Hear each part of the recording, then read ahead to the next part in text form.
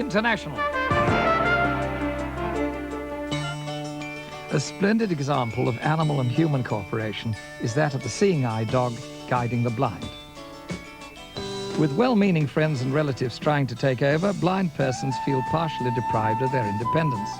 But with a guide dog to help, they become free once again to plan their own activities and to still be in charge of their lives.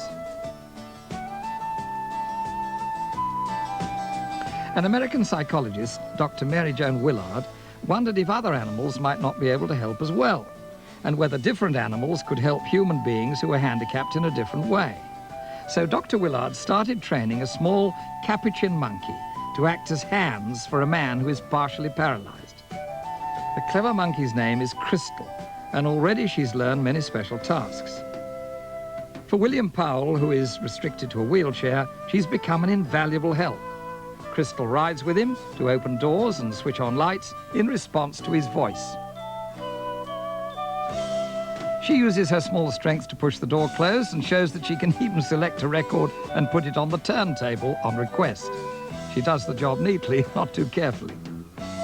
Dr. Willard demonstrates how Crystal has learned to associate a point of bright light with a request to fetch something. This means that a patient with limited muscle control can point with light at an object, and the capuchin monkey can quickly get it for him. Future plans include a joystick control for a light pointer on the wheelchair. Then the little monkey can even save a handicapped person from some of those frustrating moments, like dropping something that can't be picked up, or needing something that's too far away, or having to sit in the dark because the light switch can't be reached. It seems that these versatile monkeys, which are as affectionate as puppies and as agile as kittens, are also so clever with their hands, there's no end to the task that they can be trained to do. One day, a handicapped person with a helpful monkey may be as familiar a sight as a blind person with his invaluable seeing eye dog. It's only too easy for a small boat to get lost far out at sea. A yachtsman and his family can easily lose their sense of direction, but if their vessel is well equipped, they can soon be sure of their position. A worldwide network of radio beacons is always ready to help seafarers to find out exactly where they are. But first, the yachtsman must tune into the beacon that they're looking for. This one identifies the beacon by its Morse code sign and twists the aerial to pinpoint the direction. But there's a lot of troublesome interference in the signal. Meanwhile, up on deck, his young son, Colin, is also tuning into the special beacon, but he's having a much easier time. It's because he's using a modern handheld automatic direction finder that's extremely accurate. Colin just punches in the right sequence of numbers, and the gadget locks onto the frequency that he wants. Its loud tone dies down to a minimum when he's pointing straight at the beacon. This is called the null.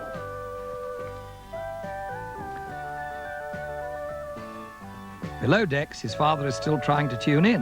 To make things more difficult, 6 beacons alternatively transmit on the same frequency, so that he's only got 60 seconds to find the beacon that he wants before it goes off the air.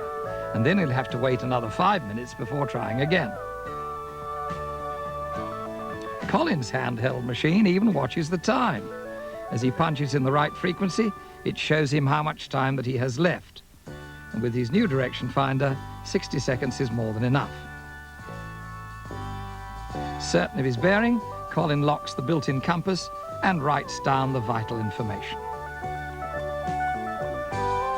All that he needs are 3 more bearings for his dad to accurately pinpoint their position. And even if Colin drops his special direction finder in the water, it's not a disaster. Completely waterproof, it floats undamaged until the yacht can come about to pick it up, when it's ready, once again, to maintain that all-important link with the faraway shore.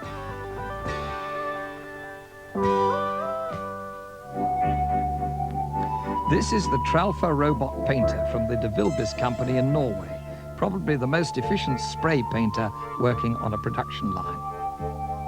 All Tralfa's solid-state circuits can be plugged in or disconnected quickly and easily.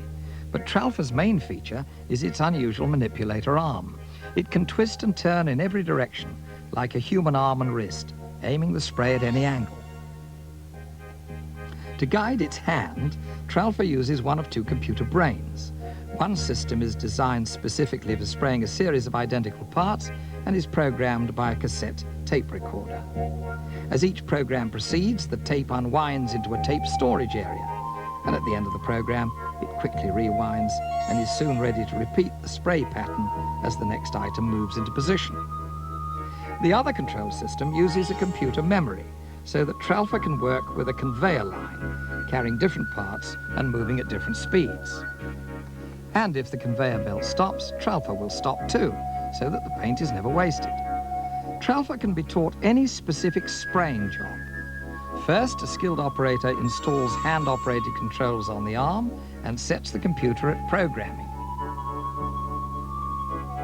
Then the operator simply spray paints the object as if he were using a normal spray gun.